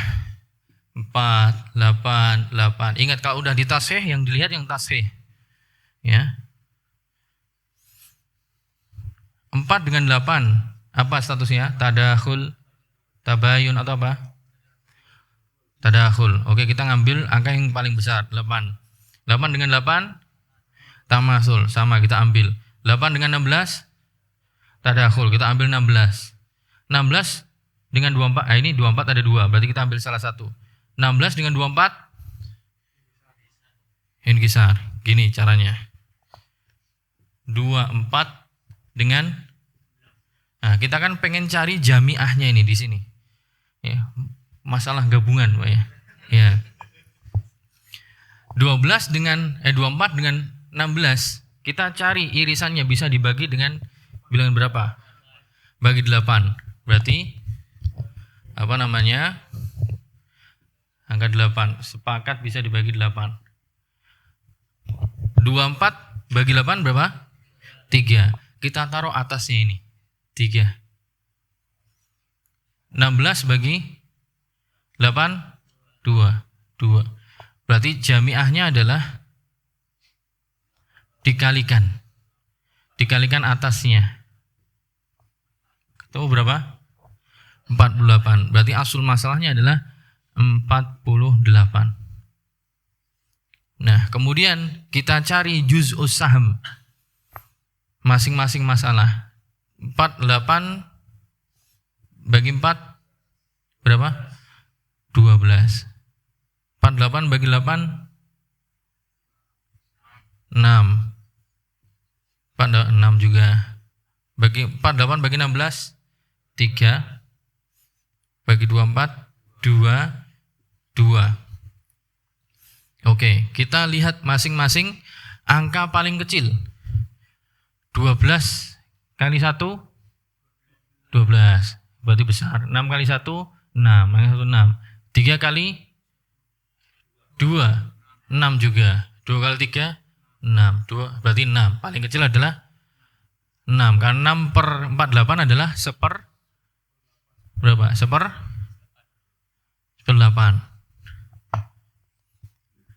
Oke, kemudian benar nggak? Saya tak cek dulu.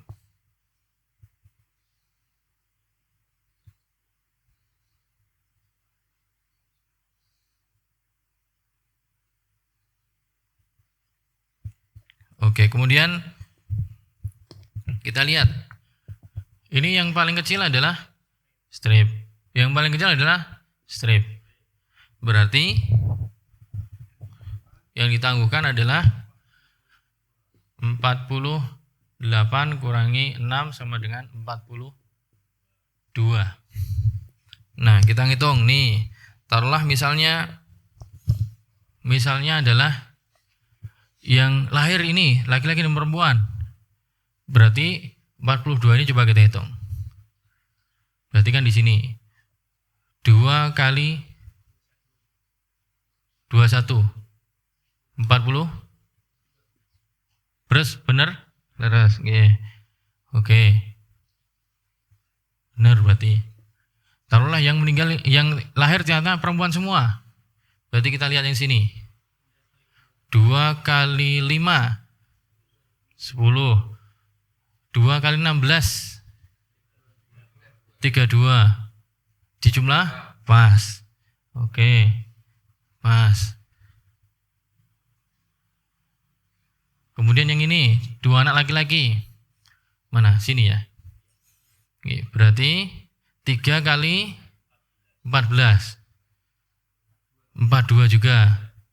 Berarti benar. Oke. Kemudian yang ini mana? Ini berarti 6 kali 3 18. 6 kali 4 24. Pas 42. Terakhir zakar. Ini berarti ke? Berarti 6 kali 7 42. Oke, berarti benar semua kan? Atau masih kurang? Belum. Yang terakhir yang maut. Yang ternyata anaknya meninggal. Ini. Berarti 12 kali 1 berarti berubah ini jadinya. 12 kali 1 12. 12 kali 3 36 tambah 12 apakah 48? Pas. Begitu.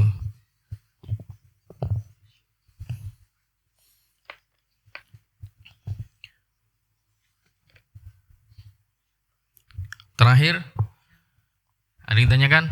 Ini kalau pusing tinggal dengerin rekamannya. Lagi diulangi lagi.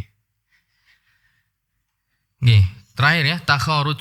At-takharuj definisinya at-takharuj yaitu an yatasalaha al-warasatu, yaitu di mana ahli waris saling membuat sulh, yaitu kesepakatan, perdamaian, perjanjian ala ikhraji ba'dihim minal miras, untuk mengeluarkan sebagian mereka dari jatah warisan, bisyai'in ma'lum, dengan diberikan sesuatu ganti rugi yang diketahui bersama. Jadi intinya takharud itu adalah ketika ada orang ahli waris sekian, kemudian salah satunya sepakat untuk saya nggak dapat warisan, tidak apa-apa, dengan diganti dengan ukuran yang diketahui. Kalau memang maunya diganti, ya. Atau mungkin kalau misalnya mengikhlaskan, ya udah berarti beres, tidak tidak perlu untuk dikasih ganti rugi. Jadi takharuj adalah takharuj artinya saling keluar, takharaja takharaju, ya. An yatasalahal warathah, yaitu para ahli waris saling membuat sulh, kesepakatan damai, ala ikhraji ba'dihim, untuk mengeluarkan sebagian dari mereka minal mirath, dari menjabatkan jatah warisan. Bisyai'in ma'lum, dengan dikasih ganti sesuatu yang diketahui bersama. Wa yajuzu fi 'aqdi takharuj, dan diperbolehkan dalam akad takharuj an yakhruja ahadun aw aktsar minal warathah, untuk ya keluar dari jatah warisan salah seorang atau lebih, ya tidak hanya satu orang, dua orang, tiga orang sepakat untuk saya nggak ngambil warisan, boleh-boleh aja. An nasibihi, dari mengambil jatahnya, fit tarikah, dari harta peninggalan yang ada, ila akhar minhum au ila baqihim, ya kepada sebagian yang lain atau sisanya. Wa yajuzu an yakunal badalu malun yu'ta lil kharij. Diperbolehkan ganti ruginya adalah harta yang diberikan kepada pihak yang keluar dari pengambilan jatah warisan, minat tarikah au min ghairiha, baik itu diambilkan dari jatah warisan atau dari harta yang lain yang non warisan. Hukmuhu, hukumnya seperti apa? Jaiz inda taradhi, diperbolehkan jika memang benar-benar saling rela dan saling ridha, karena itu akad tanazul, ya, seorang mengundurkan diri secara sukarela, ya boleh-boleh aja. Ibaratnya kayak, ya udah saya terima jatah warisanku, kemudian saya kembalikan lagi, gitu. Jadi boleh-boleh aja kalau memang saling ridho. Contohnya seorang meninggal, ya meninggalkan bintunnya 2, bintun 1, bintun 2, kemudian ibnu ibnin, kemudian cucu laki-laki, ya, kemudian jaddun, kemudian kakek, dan juga kemudian ibu, ya. Tapi jatah hitungannya warisan yang pertama adalah kalau ada bintunnya 2, maka mereka ngambil 2/3, ya kan? Ngambil 2/3, kemudian ibnu ibnin asobah, kakek mendapatkan 1/6, ibunya mayit dapat 1/6 juga. Maka aslul masalah dari 6. Aslul masalah dari 6, cucu perempuan, ya, cucu perempuan dia yang masing-masing ini dapat 2, ya. Kemudian, ya, kok bisa 2 tuh? Oh iya, 4. 2/3 dari 6 adalah 4, ya. 4 berarti 2. Kemudian kakek dapat saham 1, ibu dapat saham 1, jadi totalnya sudah 6. Jadi ibnu ibnin asobah nggak dapat apa-apa, habis. Tapi kemudian apa? Si bintun yang satunya sholahat, dia mengundurkan diri dari mendapatkan warisan. Ketika dia mengundurkan diri, maka jatah saham 2-nya dia dihapuskan, sehingga aslul masalahnya dari total saham yang tersisa, yaitu bintun saja jatahnya 2, ya. Kemudian jaddun jatahnya sahamnya 1, umun 1, sehingga aslul masalahnya 4. Jadi ketika salah satu bintun membuat sulah tasolaha keluar, tetap ibnu ibnin tetap gak dapat jatah. Bukan berarti kemudian dia lantas dapat jatah. Tetap, ya, jatahnya itu kembali kepada orang-orang yang memang mendapatkan warisan. Ya, tetap kembali kepada orang-orang yang tetap mendapatkan warisan. Dengan ini berarti kita telah menyelesaikan pembahasan kitab Al-Faraid Al-Muyassar. Wallahu a'lam bishawab. Tentunya saya banyak kekurangan, dan semoga menambah hasanah dan pengetahuan bagi kawan-kawan sekalian, para relawan, para ustadz. Dan tentunya, ya, ini tidak cukup untuk belajar sekali, ya, perlu dimurojaah, ya. Seminggu nggak murojaah saya yakin lupa semua, ya, terutama munasakhat, ya, mafkud, hamal itu, ya, saya tadi malam bahas hamal itu aja, ini bisa ketemu angka 48 tuh pusingnya bukan main. Tadi malam saya sampai jam 1:30 cari 48, oh ternyata caranya begitu. Walaupun dulu pernah ngitung, tapi karena lama nggak dipraktekkan lupa. Dan itu sesuai dengan sabda Nabi riwayat Ibnu Majah yang kemarin kita sebutkan, ya. Ta'allamul fara'id wa 'allimuha fa innaha nisful ilmi wa huwa yunsa. Dan dia mudah terlupa. Terutama yang kasus-kasus jelimet itu baru sebagian loh ini. Kalau kita ini kan baru muyassar ini, baru muyassar. Ya, kalau kita baca yang nanti agak naik sedikit levelnya itu ada kasus yang lain banyak. Kayak kemarin kan dinariyah kubro, ya kan? Yang kasusnya ditanya oleh Ali, ada juga dinariyah sugro. Ya, ada yang lain. Ya, itu tentunya butuh nanti insyaallah di kesempatan yang lain, tapi minimal ini bisa dipahami dengan baik, nanti dimurojaah ulang. Dan semoga bermanfaat. Sekali lagi mohon maaf jika ada kekurangan dari saya. Saya cukupkan sekian, saya kembalikan kepada Ustadz Jati, monggo mau nutup.